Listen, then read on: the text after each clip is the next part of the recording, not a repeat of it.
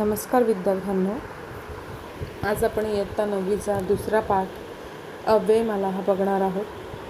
आपण प्रस्तावना बघितली होती तरीसुद्धा एक रिव्हिजन म्हणून बघूया. भाषासु मुख्या मधुरा दिव्या गिर्वाण भारती तस्याहि काव्यं मधुरं तस्मादपि सुभाषितम्. भाषा सुंदर, भाषासु मुख्या मधुरा दिव्या गिर्वाण भारती, की सर्व भाषांमध्ये मुख्य अशी मधुर आणि दिव्य भाषा म्हणजे संस्कृत भाषा. गिर्वाण भारती म्हणजे संस्कृत भाषा. तस्याहि काव्यं मधुरं तस्मादपि सुभाषितम्, त्यातीलच मधुर असं काव्य प्रकार म्हणजे सुभाषित होय. महती किंवा असं महत्त्व हे सुभाषितांचं संस्कृत भाषेत सांगितलेलं आहे. की सुभाषित ही संस्कृत भाषेचा आत्मा म्हटलेले आहे. सुभाषित नाम शोभनं भाषितम्, सुभाषित म्हणजे शोभन चांगले असे बोलणे. संस्कृत साहित्ये विपुलानि सुभाषितानि सन्ति, संस्कृत भाषेत अनेक सुभाषित आहेत. अल्पाक्षरत्व सुभाषिताना वैशिष्ट्य. अल्पाक्षरत्व, कमी शब्दात जास्तीत जास्त अर्थ सुभाषितांचं सांगणं हे महत्त्वाचं वैशिष्ट्य हे सुभाषितांचं आहे.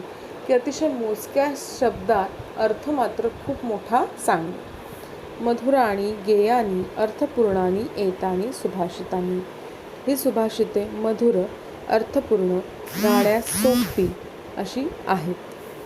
सुभाषितानां पठनेन वाणी सुसंस्कृता निर्दोषाच भवति, सुभाषित पठनाने वाणी सुसंस्कृत आणि दोषरहित होते.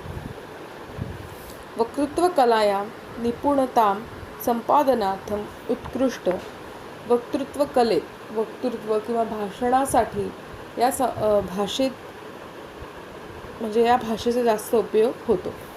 निबंध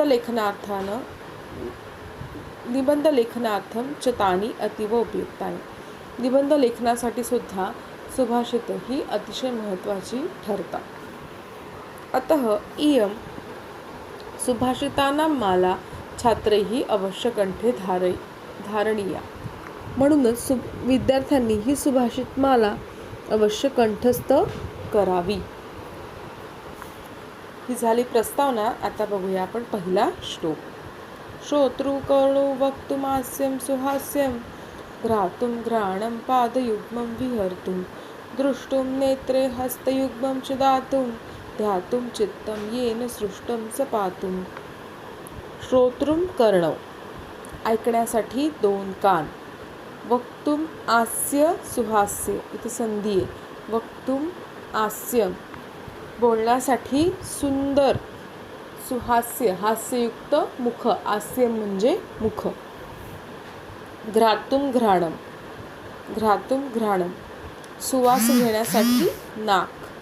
पादयुग्मम विहर्तुम, फिरण्यासाठी. विहर्तुम फिरण्यासाठी. पादयुग्मम पाय, दोन्ही पाय. दृष्टुम नेत्रे, पाहण्यासाठी डोळे. आणि हस्तयुग्मम च दातुम, आणि दान देण्यासाठी हात. ध्यातुम चित्तम येन सृष्टम स पातुम, ध्यान करण्यासाठी मन. चित्त म्हणजे मन. ध्यान करण्यासाठी मन ज्याने निर्माण केले. सृष्टम च पातुम, असा हा ईश्वर आमचे नेहमी रक्षण करो. पातुम म्हणजे नेहमी रक्षण करो. असा झाला हा पहिला श्लोक. गुणाः कुर्वन्ति दूतत्वं दूरे अपि वसतां सतां केतकीं गन्धमाघ्राय स्वयमायन्ति षट्पदाः. सज्जन जरी दूर राहत असले, सज्जनांवर आधारित हा श्लोक आहे. दूरे अपि वसतां सतां, सतां म्हणजे सज्जन लोक. सज्जन लोक जरी कितीही दूर राहत असले तरी त्यांचे गुण हे त्यांच्या दूताचं काम करतात. म्हणजे त्यांचे येण्याची किंवा त्यांचं सांगण्याचं काम हे त्यांचे गुण करतात. कसं? केतकीं गंधम आघ्राय स्वयं आयंती षट्पदाः. षट्पदाः म्हणजे भुंगे. भुंगे जसं केतकी गंधम आघ्राय, केतकीच्या गंधामुळे, सुगंधामुळे त्याच्याकडे आपणहून जातात. स्वयं आयंती, आपणहून केतकीच्या बनात, केतकी म्हणजे केवड्याकडे आकर्षित होतात. त्याप्रमाणे सज्जनांचे गुण हे सज्जन जरी दूर राहत असले तरी त्यांच्या दूताचं काम हे करत असतात. सज्जनांचं महत्त्व या श्लोकातून सांगितलेलं आहे की सज्जन लोक कुठेही राहू देत, कसेही असू देत, पण त्यांचं कर्तव्य, त्यांची कीर्ती ही अपरंपार दूरपर्यंत पोहोचलेली असते. कीर्तिरूपात ते सर्वत्रच उपलब्ध असतात. भुक्त्वा तृणानि शुष्कानि पीत्वा तोयं जलाशयात दुग्धं यच्छन्ति लोकेभ्यो धेनवो लोकमातरः. भुक्त्वा तृणानि, भुक्त्वा म्हणजे खाणे. काय खाते ती? तर वाळलेलं गवत. शुष्काणी वाळलेले तृण गवत. पीत्वा तोयं जलाशयात, असे डबक्यातलं किंवा इकडं तिकडे साठवलेलं पाणी ती पिते. पीत्वा तोयं, पाणी ती पिते. दुग्धम यच्छन्ति लोकेभ्यो, मात्र दूध मात्र ती लोकांना चांगलंच देते. धेनवो लोकमातरः, खरोखरच गायी या लोकमाताच आहेत. लोकमातरः, लोकमाताच आहेत. म्हणजे गाय ही कुठल्याही परतफेडीची अपेक्षा न करता वाळलेलं गवत खाऊन, इकडचं तिकडचं पाणी पिऊन ती तिचा उदरनिर्वाह करते. पण त्या मोबदल्यात मात्र ती अतिशय उपयुक्त, सुदृढ बनवण्यासाठी दूध मात्र ती लोकांना कुठल्याही प्रकारचा भेदभाव किंवा कुठल्याही प्रकारचं मनात हेवेदावे न बाळगता ती सगळ्यांसाठीच दूध देते. म्हणूनच गाईला लोकमातर्ह, लोकांची माता असं म्हटलेलं आहे. गाईचं महत्त्व या श्लोकामध्ये सांगितलेलं आहे. पुढचा श्लोक बघूया. अकृत्वा परसंतापम अगत्वा खलमंदिरम अनुसृज्य सतां वर्त्वम यत्स्वल्पम तद्बहुः. अकृत्वा परसंतापम, अकृत्वा करत नाही, परसंताप म्हणजे दुसऱ्यांवर चिडचिड किंवा संताप कधीच करत नाही. कोण नाही करत? सज्जन लोक. सज्जन लोक. अगत्वा खलमंदिरम, कधी ते दुष्ट लोकांच्या घरी सुद्धा जात नाही. अनुसृज्य सतां वर्त्वम, अनुसृज्य आपला सज्जनतेचा मार्ग, सन्मानतेचा मार्ग सुद्धा ते कधीही सोडत नाही. यत् स्वल्पमपि तत् बहुः, आणि जे काय थोडंफार त्यांना मिळेल तेच खूप काही आहे असं ते मानतात आणि त्याच्यातच नेहमी ते समाधानी असतात. कुठल्याच बाबतीत ते असंतोषपणा दाखवत नाही. जे मिळेल त्यात ते समाधान मानतात. असा हा सज्जनांवर आधारित श्लोक आहे की सज्जन लोकांची वृत्ती यातून दिसते की जेवढे असेल, म्हणजे जसे असेल त्याच्यातच समाधानी मनुष्याने कसे राहावे हे या श्लोकातून सांगितलेलं आहे. यश्च षष्ठी चतुर्थी च विहस्य च विहाय च अहम कथम द्वितीया स्यात् द्वितीया अहम कथम. सुंदर श्लोक आहे. संस्कृतची भाषा ही कशी असते किंवा कसं आपण फसतो, जो म्हणजे संस्कृत मनुष्य जो शिकत नाही किंवा शिकला तरी या छोट्या गोष्टीही त्याला कळत नसतील तर किती मोठा अनर्थ घडतो हे या श्लोकातून सांगितलेलं आहे. वास्तविक या श्लोकामागे एक कथा आहे की एका राजकुमारीने आपल्या विवाहासाठी एक पण ठेवलेला असतो. पण त्या पणामध्ये एक राजकुमार त्याची बुद्धिचातुर्याने किंवा काय म्हणता येईल त्याला फरकच कळत नाही, तर त्यावर उपहासात्मक रीतीने त्या राजकुमारीने म्हटलेला हा श्लोक आहे की विहस्य च विहाय, की जो विहस्य ही षष्ठी समजतो आणि विहाय ही चतुर्थी समजतो आणि अहम कथम हे द्वितीया समजतो, त्याची अहम कथम द्वितीया, त्याची मी पत्नी, द्वितीया म्हणजे त्याची मी पत्नी कशी होऊ, असं ती राजकुमारी प्रश्न विचारते आहे. वास्तविकपणे इथे विहस्य आणि विहाय हे दोन्हीही शब्द हे क्रियापद आहे. व्ही अधिक हस आणि व्ही अधिक हस हेच धातू इथे आहेत. तर एका ठिकाणी लबंताव्यय लावल्यामुळे त्याचं रूप आणि अर्थही बदलतो आहे आणि एका ठिकाणी त्याचं प्रत्यय लावल्याने रूप बदलतात.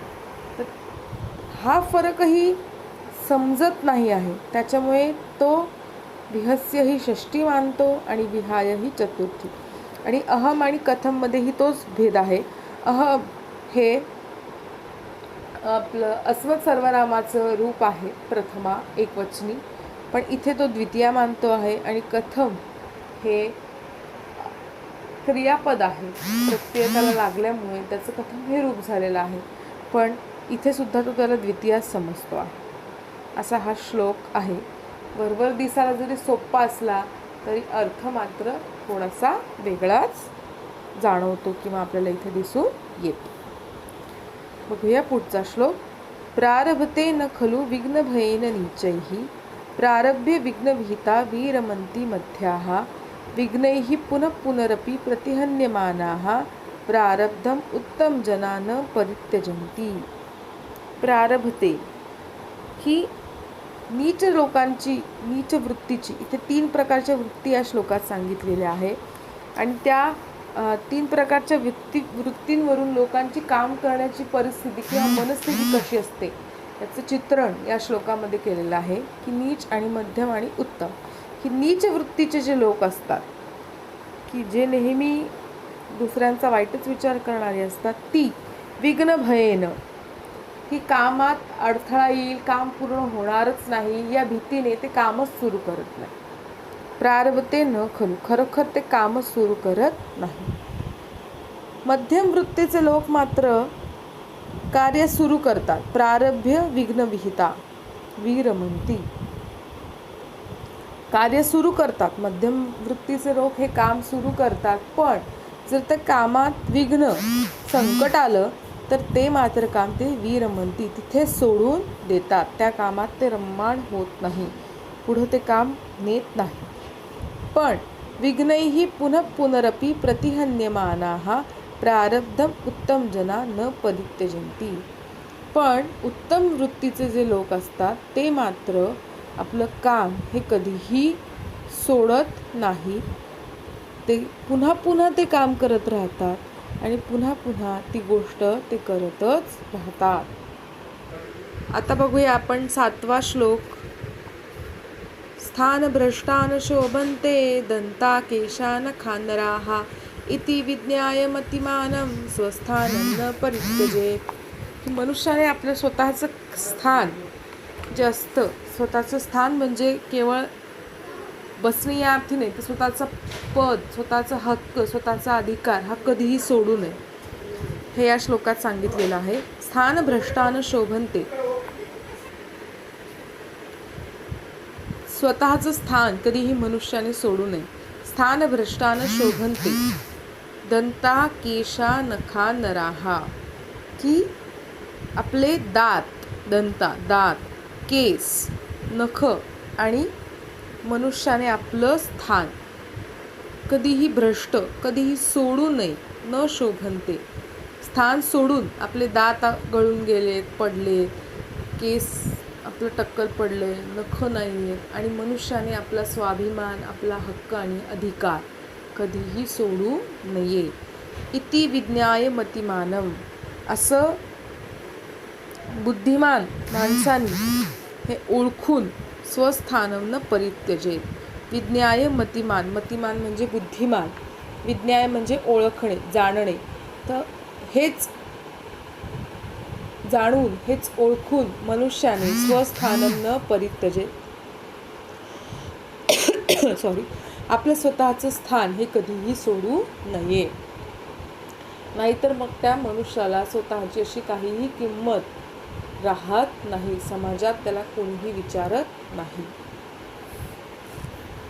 पुन्हा एकदा या श्लोकाचा अर्थ सांगते की मनुष्याने आपले दात, केस, नख आणि माणसं या स्थानापासून दूर झाली की हे शोभून दिसत नाही. त्याचप्रमाणे हे ओळखून बुद्धिमान मनुष्याने आपले स्थान कधीही सोडू नये.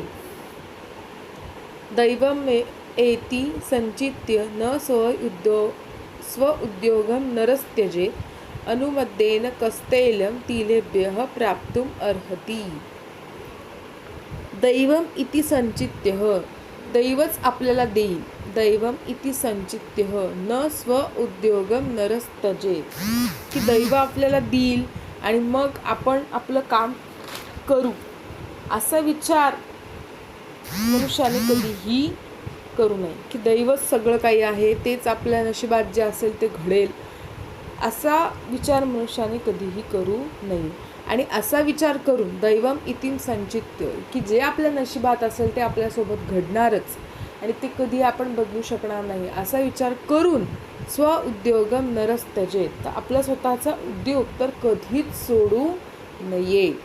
आपला जो काम आहे, जो उद्योग आहे, ते मनुष्याने कितीही अडथळे आले, कितीही संकट आले, तर ते करतच राहावं. जसं उद्योगम अनुम उद्यमेन कस्तैलम तिलेभ्यः प्राप्तुम अर्हति.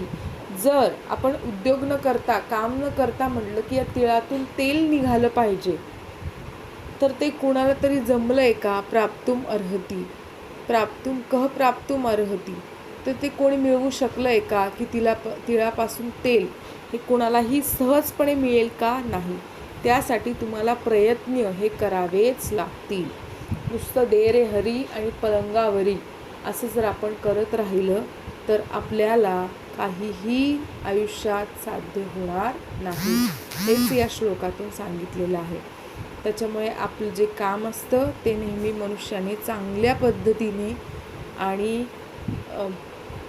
चांगल्या भावनेने आणि सतत उद्योगशील राहून आपलं काम हे करावं, आपलं कर्तव्य हे पूर्ण करावं.